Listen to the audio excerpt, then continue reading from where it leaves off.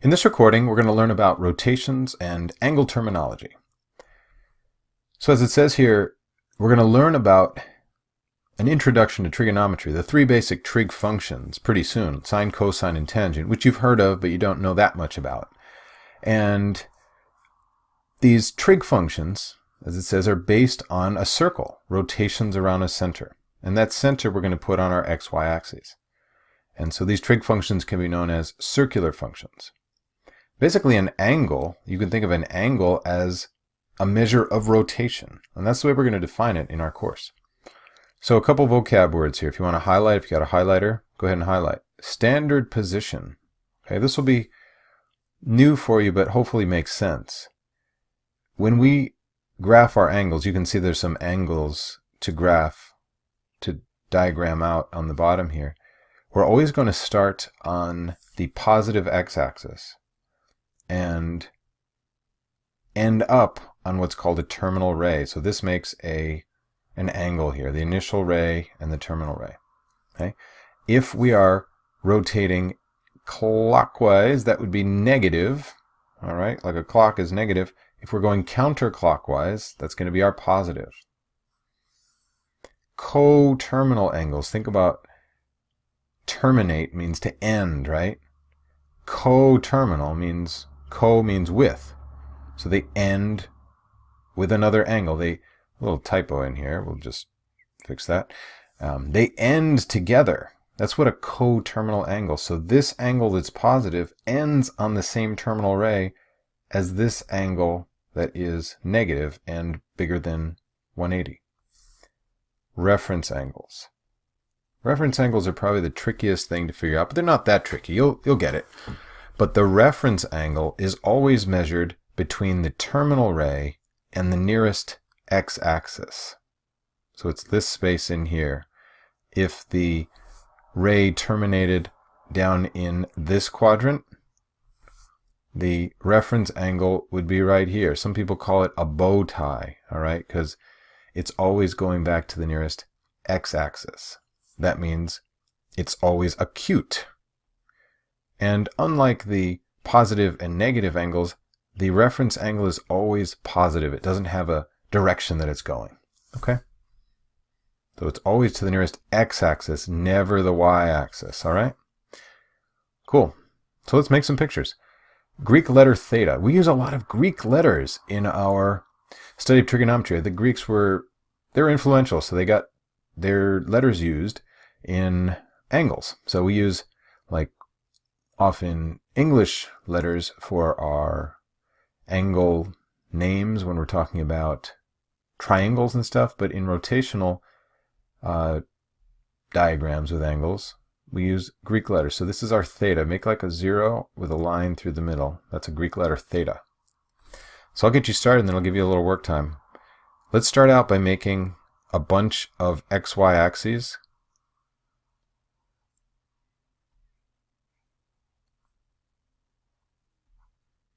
Okay, so if you would make one of those for each of these, A through H, then play the recording when you're ready to make some pictures.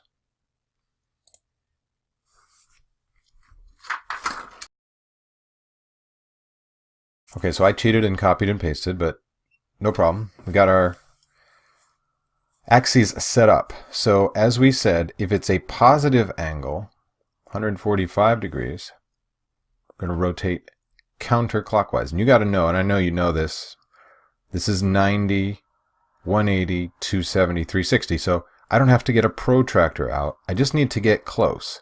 So 90, well, that's not far enough. 180 would be too far, so go into the second quadrant and then just make the terminal ray here.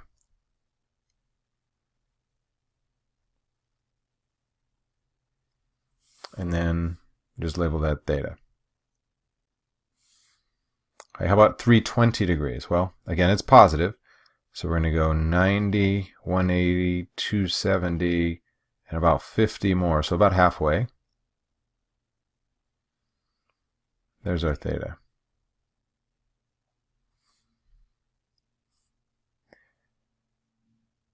Why don't you do as many of these as you can play the recording when you're ready to check your answers.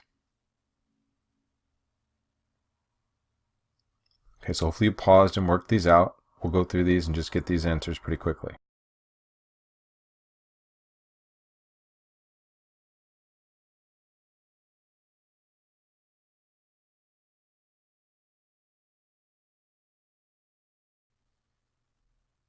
Okay, G is greater than 360. So you might be saying, how in the world would I do that? Well, you're going to make one full rotation. That'll get us 360, and then 100 more degrees. So past the 90 just barely. So that would be considered a 460 degree angle. You can see I've kind of spiraled around the origin. So do the same for your negative 400, please. Okay, so hopefully you did something like this. If you didn't do it yet, work it out and then play the recording. You're going to go negative 360 and then go 40 more. So something like that. Draw your terminal ray. There's our theta. Okay, so why don't you work this one out and play the recording when you are ready. Okay, for an 860, well, I got to start taking off full rotation. So I'm going to take away 360. That gets me down to 500. If I take away another 360, that gets me down to 140 degrees. Okay, that's manageable. I can graph that. So the 860 goes around once, that's 360, twice, that's 720, and then another 140, so that's 90, 140s in quadrant 2. Remember, it goes 1, 2, 3, 4. We always use Roman numerals for our quadrants so we don't get confused with coordinate values, you know, the x and the y coordinates. So, quadrant 2.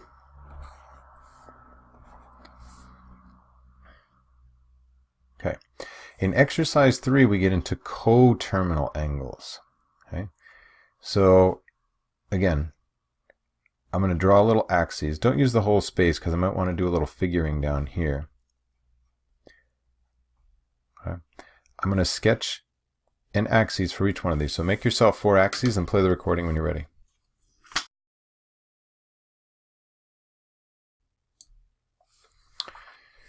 Okay, so let's sketch a 90 degree angle in standard position is the way we say it. So that's going to be the angle alpha. So alpha is drawn like that. Okay, and this wants to get a negative angle that is coterminal, meaning it ends with that same angle. That's the way to think of this root word. Coterminal, ends at the same place. So I'm going to go negatively. I need to end up at the same terminal side. So like that. So how many degrees is that? Okay, well I would call that 270 degrees, but negative. Okay. Do the same thing for B, C, and D, please. So hopefully you paused and worked those out. If not, please do. 330 gets you into the 4th quadrant. This little angle here is negative 30 degrees. The 120 degrees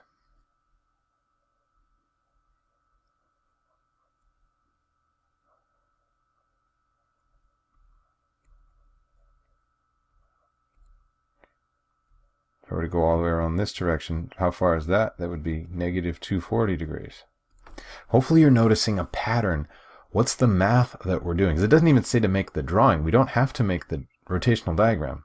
What math could I be doing to get this answer of negative 270 degrees? Or negative 30 degrees? Or negative 240 degrees? Or in this case, the final one. Go ahead and work this one out if you haven't. So 210 takes us down here. I can get to that same place going negatively. Okay, and that would be negative 150. Okay, so pause for a second and think about what math you could do to get these answers with no diagram, then play the recording. Okay, so hopefully you thought, I will take the regular angle and subtract 360 degrees. So if I do 90 minus 360 degrees, in each case, I'm going to get a coterminal angle. I could get a different coterminal angle that is bigger by adding 360, right? If I went all the way around and then 90 more, okay, so I've got 90 plus a full circle, so I could do the same thing to get a larger positive coterminal angle. So that leads you to question 4. Go ahead and answer question 4 and then play the recording. So hopefully you were led, hopefully I led you to the idea that they differ by 360. Taking away or adding 360 produces a coterminal angle. A last set of examples, I had alluded to the fact that I think reference angles here are a little bit tricky. I see students struggle with that a little bit. So let's set up one more time 8 axes, XY axes, so that we can sketch the angle and then sketch the reference angle. So I'd like you to set up your 8 axes and then sketch your 8 angles. You know how to sketch each one of those now? And then I'll teach you how to get the reference angle.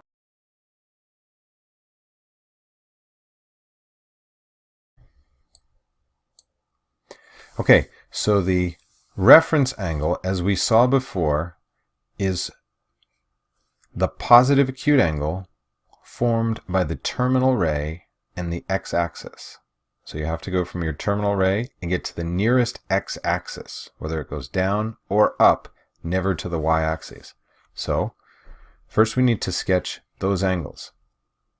Go ahead and sketch each one of those angles and then play the recording when you're ready.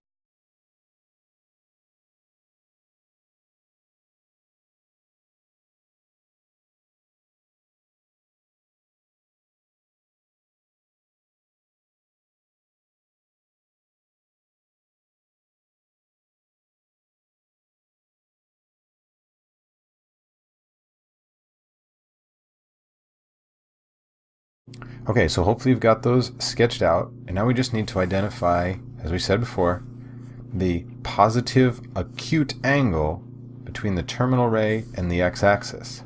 So the positive acute angle is right in here between the terminal ray, the green one, and the blue, the x-axis. So the question is, how big is that angle? Well, you're always comparing it to either the 180 or the 360. Those are the sides of the x-axis. So 160 is how far away from 180. That's the question I'm asking myself. And of course, that's 20 degrees. And remember, it's not negative, nor is it positive. It's just, I mean, it is positive. It's never going to be a negative. All right? It's not, doesn't have a direction. See, I didn't put any arrowheads on that. All right, so now this one, that little space right here. Hopefully you have colors. You can color up your picture a little bit, make it easier for you to see. And we usually use alpha for the reference angle. So 300, well, the closer side would not be the 180, it would be the 360. So how far is 300 from 360? So you might be saying, well, that's not so hard, Mr. C. I thought you said it was going to be hard. Well, I've had students that found this difficult. Okay. 210. Well, the question is, what am I comparing it to? Always an x-axis. So you're coming back to the 180. How far past the 180 did we rotate to 210? Of course, that's 30 degrees. Okay, hopefully you're getting the idea. Can you finish the remaining ones and then play the recording to check answers, please? Okay, so hopefully you did this. This one's maybe a curveball because it's the same. Alpha is 78 degrees for an angle that is an acute angle in the first quadrant. It's the same. So this one, I'm going to go to the axis here, and 110 is 70 away. And this one, I'm going to complete the sketch here. That's 80 away. This one, remember we went around, so it was 245, so it passed the 180. How much? Well, just this little space right in here.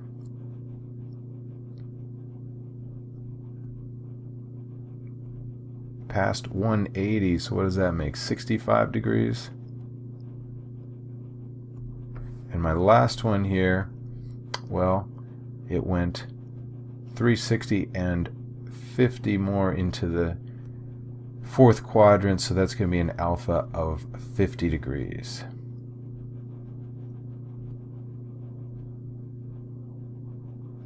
Thanks for watching.